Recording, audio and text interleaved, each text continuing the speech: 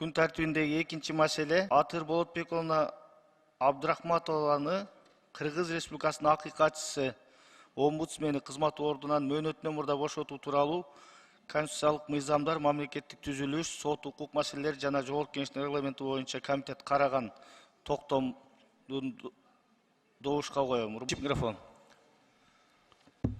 Бүтүн Кыргызстан Мадумаров. Көпчүлүк кандай чечсе ошондой болуп кете берет. Аны түшүнөбүз, бирок регламент деген бар, мыйзам деген бар. Мындай бир атууга кетип бараткан кишиге дагы соңку сөз берет. Маалымат берилиши керек. Кетүү деген бул конституциялык кызмат. Кызматтан кетирүү үчүн жүйөлүү себептери болуш керек.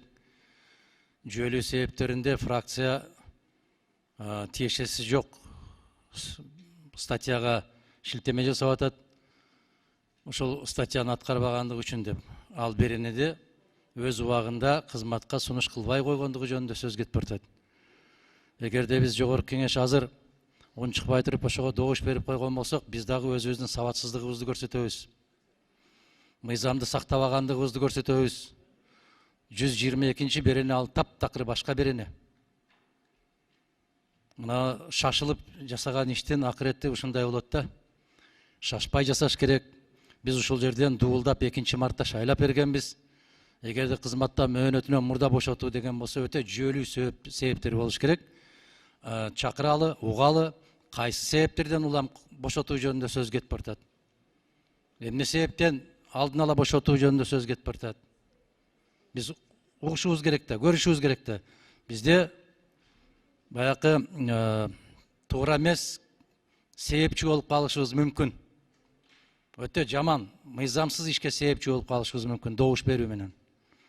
А эгерде келип айтып деп ушундай кемчиликтерим бар, мени бошотуп койгула деген болсо, анда маселе жок. Биз адамдын тагдыры менен, мамлекеттик институт менен, конституциялык орган менен иш кылып атпайбызбы? Анан бир фракция бошотсун деп койсо, бошотсун деп чечим чыгарып берип, биздин фракция конституциянын 44-чү беренесин аткарбай аткандыгы жөнүндө өкмөттүн кызматтан кетүү жөнүндө киргизсек, жок, болбойт деп чечим чыгарып берип, мына ошол чечим кабыл алган азаматтар чыксынчы трибунага, мен 1-2 суроо берейин ошолорго. Эмне негизде ушундай чечим кабыл алды? Кандай негизде бүтүн Кыргызстан фракциясынын чечимин четке какты?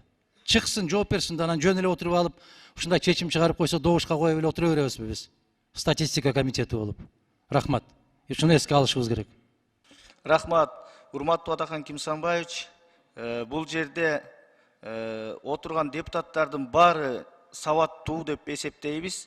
Ошон үчүн элдин добушун алып, тандалып, иргелип, ошо сабаттуу экенин, тажрыйбалуу экенин эске алып шайлаган депутаттар отурат бул жерде. Жогорку Кеңеш сабаттуулугун көрсөтүп эле келатат. Мен сизге айтып коеюн, Атыр Абдрахматованы биз чакырдык, расмий түрдө чакырылган, келген жок. Биз бардыгын мыйзамдын, регламенттин негизинде алып барата жатабыз. Сиз өзүңүздүн маалыматыңыз болбосо эле чыгып алып, ушундай сындап айта бересизби? 5-чи микрофон. Бүтүн Кыргызстан Мадумаров. Анда 122-чи берене эмне жөнүндө? Айтып койгулачы мага. Атакан Кимсанбаевич, бул маселе боюнча мен дайым айтам. Сиз өзүңүз дагы ошону колдоп, коштоп айтып келесиз. Мына кандай маселе болбосун, биз комитеттердин жыйынында карайбыз деп. Ошол комитеттин жыйынына сиз катышпайсызбы барып? Өзүңүз сурабайсызбы? Ошол жерде сүйлөбөйсүзбү? Сиз өзүңүз комитеттердин жыйындарына такыр катышпайсыз дагы, эл аралык комитеттен башка өзүңүз мүчө болгон. Анан келип туруп ушул жерден дайыма чыгып ушул акылдуу сөздөрүңүздү айтасыз, Атакан Кимсанбаевич. Эми андай болбойт деп сиз айтсаңыз эле жараша береби? Нурлан мырза, биринчиден жабык эшик артында өтүптүр, экинчиден сиз төрага катарында маалыматыңыз болуш керек. Мен ошол комитеттин, парламенттин чечими менен Өзбекстандагы референдумда болдум. Ал сөзүңүздү артка алыңыз. Катышпайсыз андай мындай. Мен чакырылган комитет, кайсы комитетке чакырган болсо мен катышам. А өзүмдүн комитетимде такай. Мен ошону айтып атпайм, сиз эл аралык комитеттен башка комитетке катышпайсыз деп. Мен Ташкентте болуп туруп, бул жердеги комитетке катыша албайм. Биринчиден, экинчиден, мына жанагы айтыңыз, мына юристти кайра чакырып атасыз. 122-чи берене эмне жөнүндө? Атакан Кимсанбаевич, сиз сабыр кылып турсаңыз, азыр мына Бакыт Үсенович баяндамачы окуйт. Ошону окуганга анан айтып Сиз эмне эле шашып өзүңүз айтмакчы, арабанын алдында чоп кетип атасыз өзүңүз. Токтомду добушка коем деп атасыз. Сабыр кылып туруңуз, окуйт азыр. Мына токтомду баяндама жасайт. Анан корутуну комитеттин корутундусу окулат, анан кийин добушка коюлат, Атакан Кимсанбаевич. Процедура менен кетип атпайбызбы? Мен ушуну коердун алдында бардык процедураны аткарып атпайм, Атакан Кимсанбаевич. Бакыт Үсенович, окуп коюңуз, баяндамачы катары. Рахмат, урматтуу Нурланбек Тургунбекович. Саламатсыздар, урматтуу депутаттар.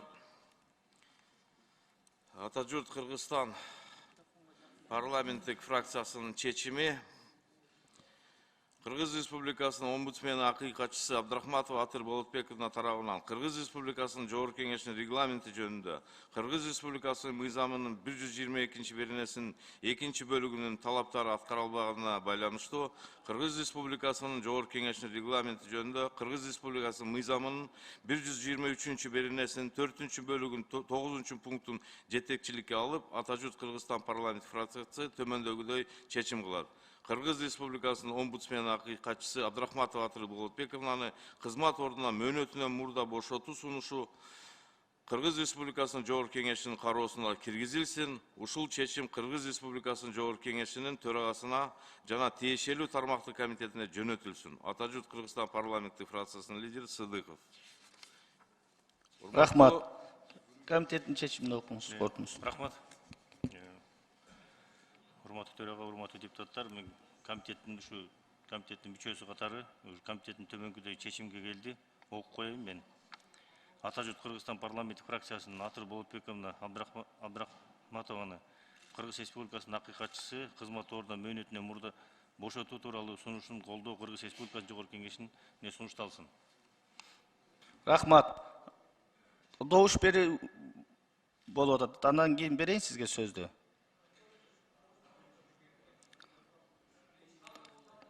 Үчүнчү микрофон. Нурлан мырза азыр тактоо иретинде да бул акыйкатчыны кетирүүдө өзүнүн процедуралык жолдору бар. Буга чейин мен башкача түшүнүп келгем. Азыр мына акыйкатчыны кетирүү маселесинде Ата журт фракциясынын чечими чыгыптыр, ошонун негизинде кеткени калды деген түшүнүк менде пайда болду да. Эгерде акыйкатчынын өзүнүн профилдик мыйзамы бар, бардыгыбыз билебиз. Урматтуу төрага, ошону эң важный да, мен юристтер жооп береби, же сиз жооп бересизби, ошону тактоо иретинде бул бизге өтө маанилүү деп ойлоймун.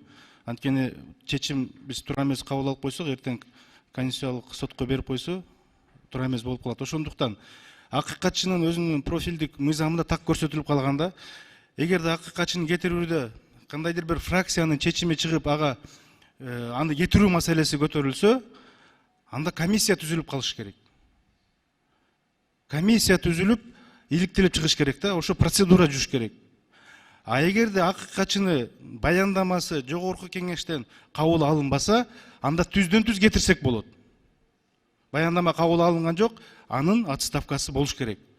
А эгерде фракциянын чечими чыгып, ага недоверие көрсөтүлсө, акыйкатчынын өзүнүн мыйзамынын процедурасында көрсөтүлгөн комиссия түзүлүп туруп иликтелиш керек да. Азыр ошого мындай тактоо иретинде жооп берип койсок, биз ошого карата добуш берели. Эгерде биз муну чечпей туруп азыр жанагы фракциянын чечиминин негизинде кетип калса, анда процедура бузулуп калат. Урматтуу төрага, ошого тактоо иретинде ушундай суроо жаралып атат да. Рахмат. Рахмат, Дастан Артисбекович, бул маселени комитет карады. Атайын комиссияны түзүү процедурасы башка учурда болот. Эгерде баяндамачы акыйкатчынын баяндамасы кабыл алынбай четке кагылган учурда ошондо комиссия түзүлөт. Бул фракциянын чечими менен өзүнчө болот. Бардыгын комитет карап, бүт баарын тактап берди. 5-чи микрофон. Бүтүн Кыргызстан Мадумаров, мен дал ошол алешемдиктер жөнүндө айтып атам. Дагы бир жолу кайталайм. Анын баяндамасын эске алсын деген комитет чечим чыгарды. Добуш бергенде эске алынбай койду. Анда сиз жок элеңиз. Сиз катышкан эмессиз. Мына орун басарларыңыз алып барган, дагы бир жолу эскертем. Акыйкатчы Кыргыз Республикасынын акыйкатчысынын баяндамасы эске алынсын дедим. Мен айттык эске алынбаса кандай? Кайра айтып отуруп, айтылды, кабыл алынбады. 14 добуш менен эске алынган жок. Анда эмне комиссия түзүлбөдү? Эми үчүн иликтенбеди? Мен регламентти гана талап кылып атам. Мен мыйзамды гана талап кылып атам.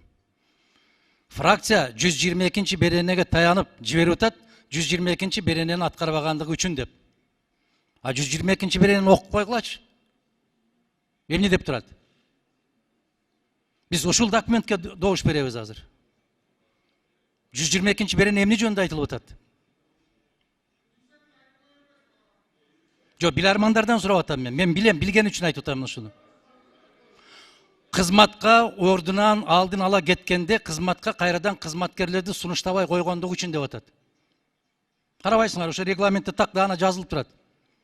Ал кайсы кызматка дайындабай койду, кимди сунуштабай койду, кайсы беренени аткарбай койду, чыгып айткылады. Түшүнөлү да биз дагы.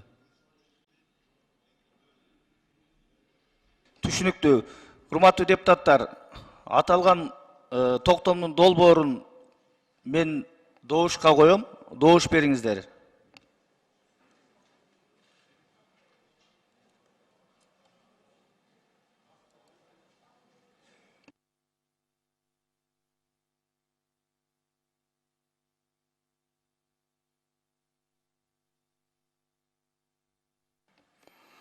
Макул 50, каршы 5, баары 55, катталды 79. Токтом долбоору кабыл алынды. Урматтуу Адакан Кимсанбаевич, сиз жакшы билесиз, эгерде сиз каршы болсоңуз, каршы добушту бергенге укугуңуз бар. Өзүңүздүн пикириңизди добушуңуз менен билдиресиз. Парламент бул коллегиалдуу орган, көпчүлүктүн добушу менен маселе чечилет. Андыктан биз сизге сөз бербей койсок, сиздин тилиңизди тыйып койсок, анда айтсаңыз болот эле. Сиз каалаган учурда каалагандай сүйлөп атасыз, каалагандай добуш берип атасыз. Бардык нерсе өзүнүн жолу менен баратат. 5-чи микрофон. Кыргызстан Мадумаров, айтышпасаңыз жакшы болот эле. Мен регламентти сизден бир 10-15 жыл баштараак жаттаганмын. Бардык нерсе көпчүлүк менен добуш менен кабыл алынат. Эгер эреже менен барса, эреже менен барып добушка коюлса. Эрежени бузуп барып туруп эле келгиле ушуну добушка коелу десе, азыр деле көпчүлүк добуш аласыңар. Аны түшүнүп турам. Мен айтып атам, эрежени сактагыла, мыйзамды сактагыла, конституциянын талаптарын сактагыла. Биз мыйзам чыгаруу бийлигибиз. Эгерде мыйзамды биз тебелеп, көпчүлүк биз кете беребиз деп барган болсок, анда добушка коюла, жөн эле, талкуусу жок, чечими жок. Добушка кое бергиле, дагы добуш менен алып кете бергиле. Мен бирок эскертип атам, дагы бир жолу эскертем. Бул заманда өтөт. Кийинки заман келет. Одоно түрдө бузулду. Одоно түрдө бузулган чечимдерди кийин кайра конституциялык сотко абийирдүүрөөк инсандар келип калганда, ошону бергенде биздин өтө чоң абийирибиз чыгып калат. Мен ошону эскертип атам. Жакшы эмес прецедент. Өтө туура эмес прецедент кетип баратат. Жаккан кишини ар кандай жол менен, жакпаган кишини момундай кылып көпчүлүк менен чечип коебуз деген бул жогорку кеңештин иши эмес. Жогорку кеңеш калыс болуш керек, адилеттүү болуш керек. Мыйзамды каккан казыктай кармаган орган болуш керек. Тилекке каршы андай болбой атабыз. Өтө өкүнүчтүү. Азыр билем көпчүлүксүңөр. Баары бир мени утасыңар, билем аны дагы. Бирок мен эскертип атам.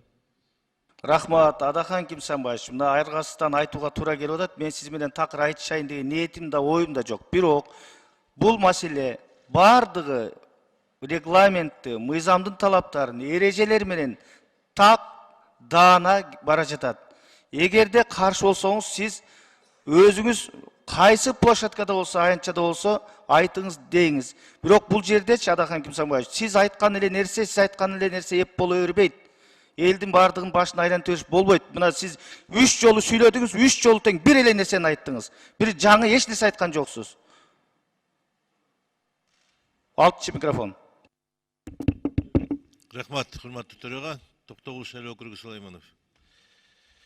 Бизде урматтуу коллегалар, кээ бирде бири-бирибизди басынтып, бири-бирибиздин акылыбызга шек келтирип, сүйлөгөнүбүздү койбой койдук. Анан жакса, жакпаса деген бизде жумуш жок андай. Муну биз кээ бир коллегаларыбыз айткандай, ташка тамга басканда айтышы керек. Жагат, жакпайт деген жок. Иштеп аткан адамга всегда честь и хвала. Иштебеген адамга, өзүн өзү популисттик менен заниматься эткен адамдарга анда бизде орун жок. Муну билишибиз керек. Ошондуктан, урматтуу төрага, жумуштун башталышында эле кайым айтышы менен баштабай биздин регламент деген бар. Ошого таянып ишти алып бара берсеңиз. Рахмат. Рахмат. Экинчи микрофон. Рахмат, Нурлан Тургунбекович. Мен тактоо иретинде кичине маалымат берип коеюнчу. Адахам Кимсанбаевич, сиз ошол заседанияда жакшы билесиз, болгонсуз.